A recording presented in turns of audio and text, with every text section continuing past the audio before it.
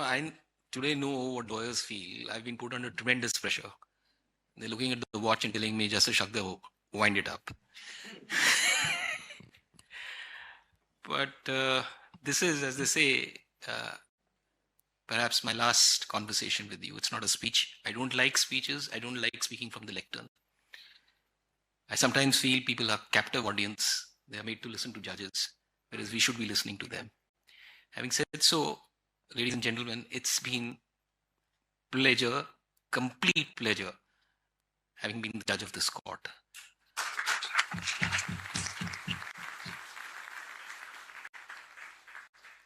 Let me, therefore, quickly read out the names, and if I miss a name, it's only to help you to get to the next block to have a cup of tea with us.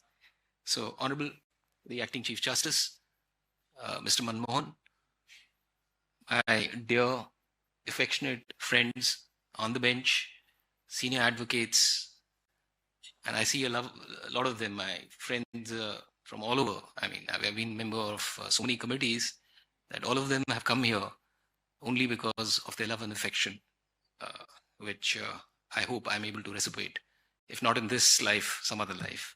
And of course, my family members who are here in large numbers. I see other friends also.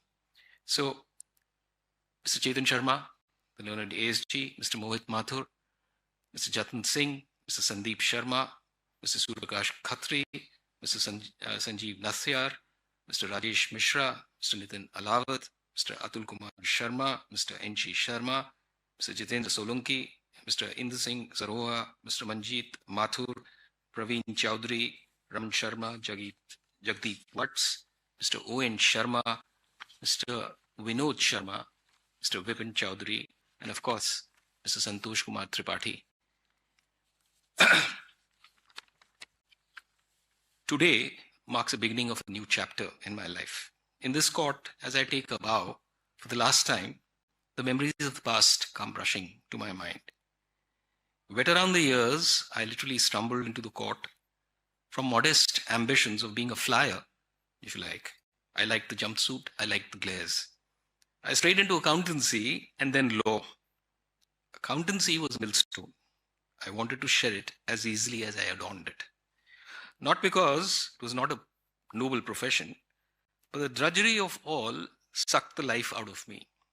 Audits, drawing up balance sheets, reconciliation of accounts did not enthuse me at all. Law seemed noble, if you like. Courts looked appealing and majestic at times, overwhelming. The gravitas caught my imagination, but it soon disappeared. I thought I was reasonably qualified to enter a chamber, a degree in accountancy, and law seemed respectable. I found that it was not enough. I floundered from one chamber to another with no response. I discovered the horrors of a deeply entrenched system. You had to know someone in the profession to get into a decent chamber, even to prove to yourself that you did not have it in you what was required to be a good lawyer, i.e. a complete fool.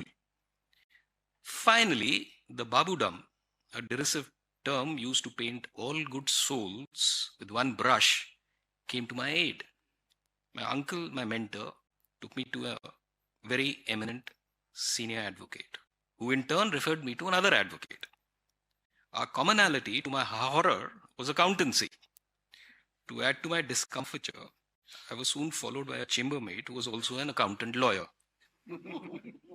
My thoughts ranged from, "Ye accountancy meri jaan leke rahegi," to a life without future. Something like a black and white shot of an emaciated couple in Three Idiots.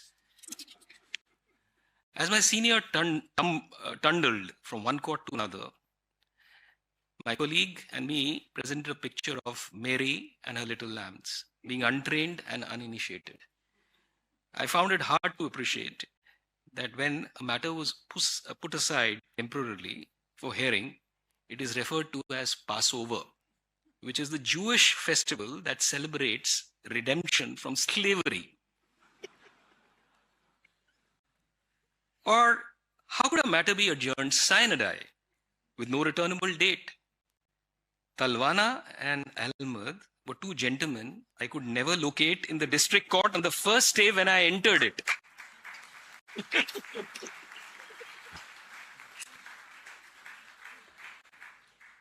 Little knowing, one referred to the process and the other a position that an employee held in court. Years of penury drilled sense into me. Adapt or perish. I learned the trade, acquired a small library, wrote pleadings in hand, got work which no one wanted. Manmohan exhibited that during our earlier, let's say, he gave me what he didn't want to argue, and I ended up doing free 15 hearings, but it was lovely.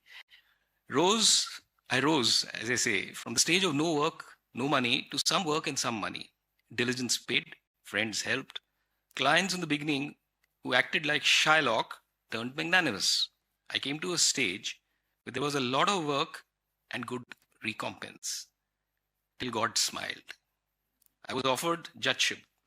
The honor floored me. Tongue-tied, I accepted the offer. The backdrop changed from a black and white shot of emaciated couple to hallucination about the mines in the film Kala Patthar. The only difference was that these mines seemed inexhaustible. The more one mined, the more one came to lift. Every story has a learning. In the hustle and bustle of daily life, we don't pause and think what nature and God has bestowed on us. I was entitled. I came from a service background, had the opportunity to go to the best institutions, had a roof over my head, and was not differently abled. And yet, it was not easy to break into the profession. When you look around, there are several who are not as lucky as me, or were not as lucky as me. You can become, if not Arjun, and this is to the unentitled lot, certainly an Eklavya. Some would argue that Eklavya was a greater hero, a tribesman who gave his thumb as Guru Dakshina for the asking. There is a debate why he was asked to sever his thumb. Was it to ensure further progress of Dronacharya's favorite disciple, or was it a pure administrative decision to quell the possibility of a potential uprising by Eklavya's tribe in the future? The jury is still out. For believers, scriptures, holy texts are important. But what we understand and absorb is important. Draupadi's measured response after her anger had settled. There is, and I don't know how many of you know the story, that when the Mahabharata, when the battle ended, Ashwathama entered the camp and he was so incensed what had happened to his master that he slayed all infants while they were sleeping. So the Pandavas went, Krishna went looking for Ashwathama, only to get him back to Draupadi, because Draupadi had said, I will not tie my hair till you get that man here. But look at her response. When Ashwathama was brought to her, Krishna, being the agent provocator, asked her, what do we do with Ashwathama? Bhima represented anger, passion. He said, we must decapitate him. But what was Draupadi's response? She said, Ashwathama's mother should not be inflicted with the same pain that I have been inflicted. So what was the learning? When you read your scriptures, what was the learning? The learning for me was that proportionality is important. There is always another way. Decapitation for Draupadi was not the way that she wanted to go. And that's why I sometimes, and my friends here at the bench know that, off the head approach at times needs a pause. There is always another way. Ashwathama was let loose after being stripped of his social rank. Thus to the untitled, if I can use that expression, that you may be unconnected uninitiated and untrained. But if you have fire in your belly, you can unshackle the entrenched system, fight biases of caste, greed, and economics. You have to learn to march to the tune of your own drummer. The trouble only is when there are two drummers sitting on the bench, then we need symphony. I have tried to do exactly that. Constantly dribbling is not an option for judges. We have to learn to net the ball. We are judges. People watch us silently. People evaluate us. It's my abiding belief. It is not important where you reach in life, but what you do where you are. Opportunity, they say, strikes at the door but once. To do good, grasp it with both hands. Just as H.R. Khanna symbolizes this phenomenon, he and his kind often capture our mind space, inspiring many who tread that path. Before I end, and because we are short of time, I don't want to name all those who've helped me in this journey. My staff, my friends at the bar, my family, and several others. They know what I feel about them. My law researchers are here. They know what I feel about them. We have an emotional connect. I have an emotional connect with you.